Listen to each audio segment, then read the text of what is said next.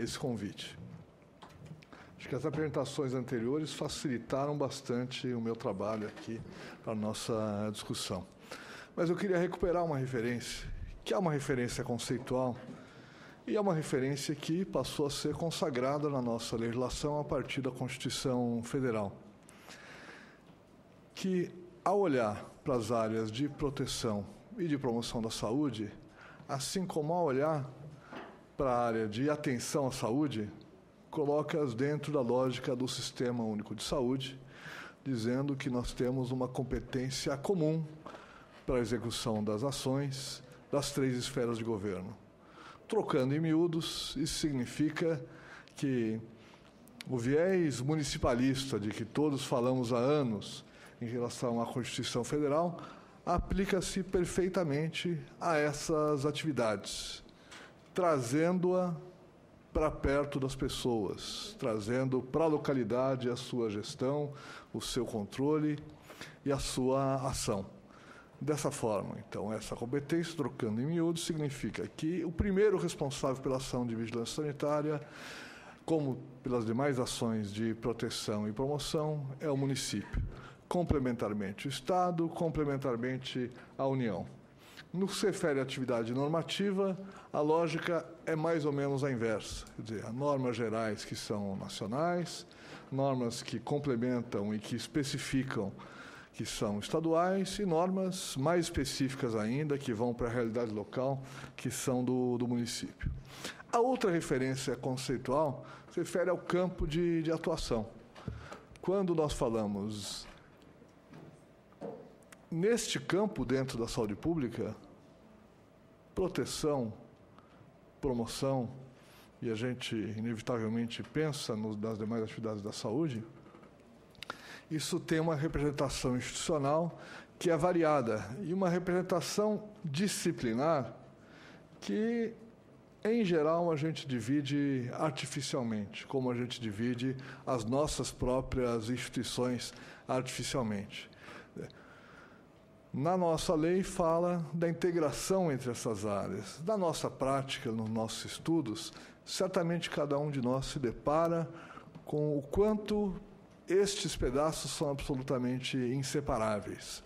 Quando a gente fala na ocorrência de uma doença, e necessariamente a gente pensa em quais foram as condições que levaram à ocorrência daquela doença, quais foram as condições de risco que expuseram aquela pessoa e que eventualmente continuam expondo outras pessoas e que, portanto, precisam ser controladas. Qual foi a informação que faltou e que, além de existir o risco, as pessoas se expuseram ao risco, eventualmente por desinformação?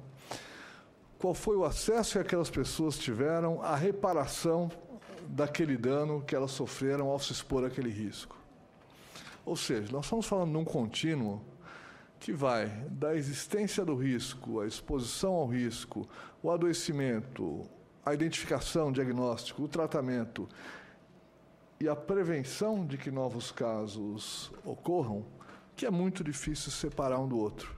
Claro, como é impossível criar uma instituição desse tamanho, que seja capaz de cuidar de todas essas dimensões, a gente divide da maneira que for possível, com certa artificialidade, sabendo que essa divisão pode se dar de maneira diferente de um estado para o outro, de um município para o outro, e na própria relação com a União.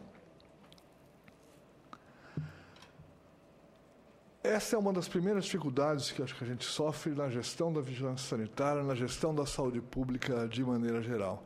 Enxergar que essas coisas são integradas e interdependentes, porque, na verdade, elas são uma só. E que são dependentes de atores que não estão exclusivamente no campo da saúde.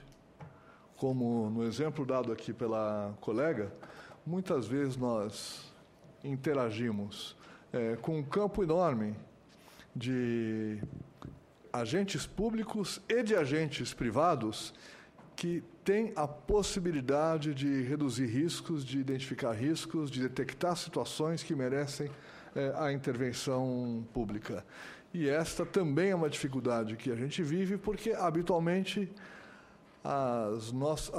os profissionais são formados segundo disciplinas, as nossas organizações públicas têm suas responsabilidades divididas de maneira rígida, e nem sempre é fácil propiciar essa interação, em especial quando ocorre disputa de competências, quando o próprio aparato normativo não é claro quanto às responsabilidades que estão dadas.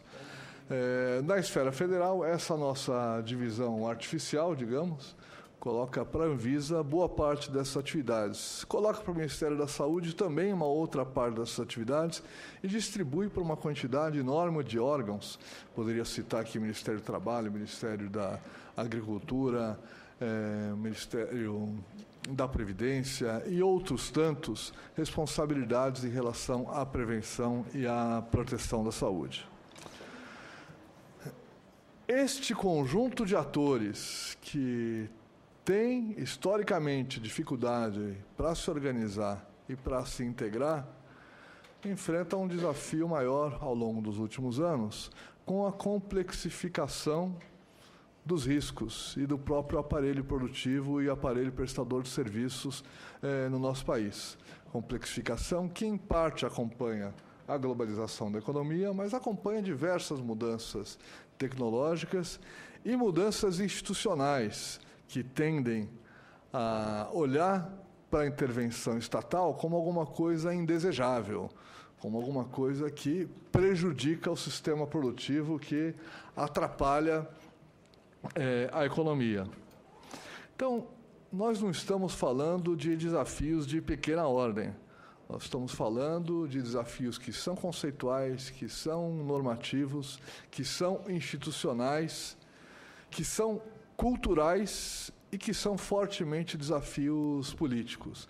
A vigilância sanitária, desde que ela se propõe a intervir no risco, desde que ela se propõe a intervir no processo produtivo ou nas situações que expõem as pessoas a riscos ambientais, riscos no trabalho, ela enfrenta uma dificuldade política enorme e ela ainda não tem a articulação com complexidade suficiente para enfrentá-lo, estes desafios em todas as suas dimensões.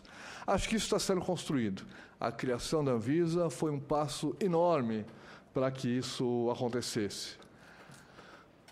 Não é demais dizer que a Anvisa foi um dos elementos mais importantes para que o próprio Parque Industrial Brasileiro, em diversas das suas atividades, acompanhasse o que acontece no mundo, e se mantivesse em patamares de qualidade e de garantia de segurança dos seus produtos, como acontece nas principais economias mundiais.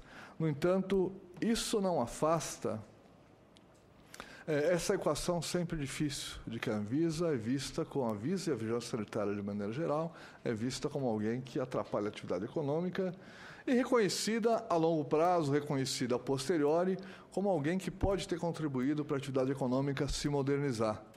O difícil é viver o presente. Para quem formula as políticas, para quem está na prática, não é difícil pensar, bom, daqui a 10 anos o setor produtivo vai ficar grato como o seu Tunico, é isso? Como o seu Tunico fabricante de queijo. Certamente, a primeira vez que o seu Tunico ouviu falar em vigilância sanitária, ele viu como ameaça. Ele viu como alguma coisa que podia impedir o negócio dele de funcionar. Neste sentido, então, a Agência de Vigilância Sanitária e a Vigilância Sanitária como um todo tem um lugar muito peculiar naquilo que a gente chama de regulação. Quando na teoria econômica se fala de regulação, fala-se da regulação econômica e fala-se marginalmente de externalidades. Regulação econômica para garantir os preços, para garantir acesso ao produto, para garantir competitividade entre as indústrias e, eventualmente, se chama de externalidade a poluição ambiental, riscos que vêm à saúde das pessoas, que não são diretamente ligadas ao processo econômico em si, são a mais.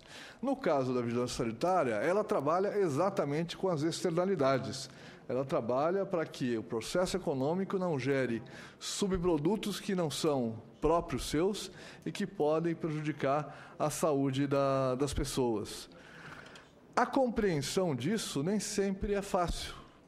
A compreensão disso tem a sua dificuldade já no momento que a vigilância sanitária pergunta quem é a sua clientela. Eu, quando estava na Anvisa, ouvia essa pergunta muitas vezes e lembro de várias polêmicas que nós tivemos em relação a isso. A clientela da vigilância sanitária é o setor produtivo ou a clientela da vigilância sanitária é a população que pode se beneficiar das ações da vigilância? E essa é uma pergunta retórica, porque se a gente pensar na essência, essas duas coisas devem se encontrar, e não é no infinito, não é em paralelo, devem se encontrar num horizonte em que seja possível enxergar processos produtivos organizados e adequados que não gerem como externalidade danos à saúde das pessoas. Parece evidente, no dia a dia eu sei que isso não é evidente.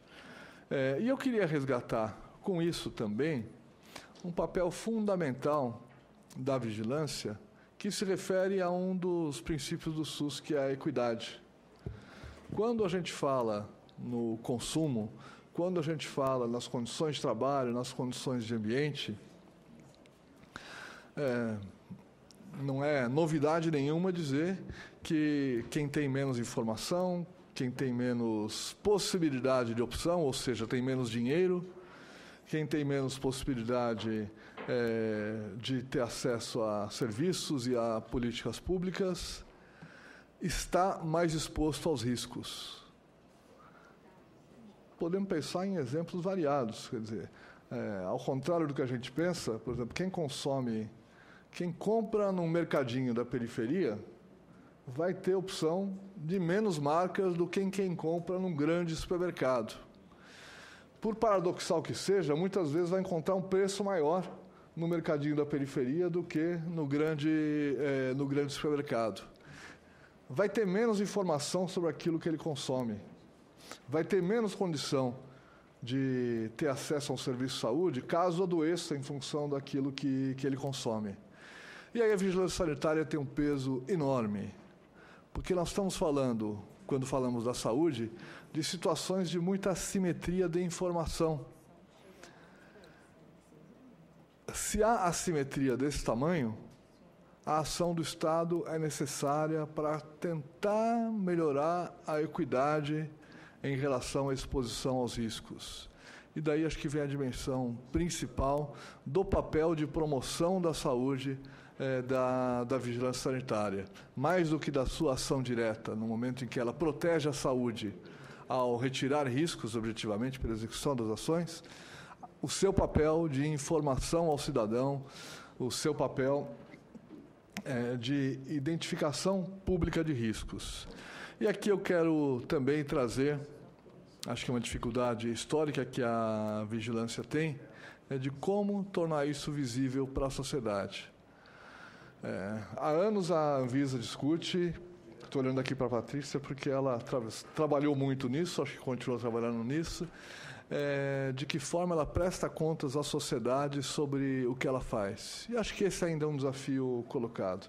A sociedade, de maneira geral, tem dificuldade para compreender qual é o produto da ação de vigilância sanitária. Quando a gente pensa nos processos de trabalho da vigilância, nós também temos dificuldade de dizer isso à população. Quer dizer, o produto da vigilância sanitária não é produzir fiscalização, não é produzir análise, não é produzir registro. É produzir proteção, é produzir promoção. Mas é muito difícil dizer isso de maneira geral. Estou encerrando. E acho que, na medida em que se consiga progredir nisso, aumentará a legitimidade da vigilância sanitária para as suas ações de força. Na medida que ela consegue mostrar para a sociedade o que ela faz, mostrar os riscos que ela evita, ela ganha apoio para isso, ela ganha legitimidade e deixa de ser vista simplesmente como algo que atrapalha a economia, que atrapalha a vida das pessoas. Muito obrigado, espero que as provocações gerem um debate entre nós.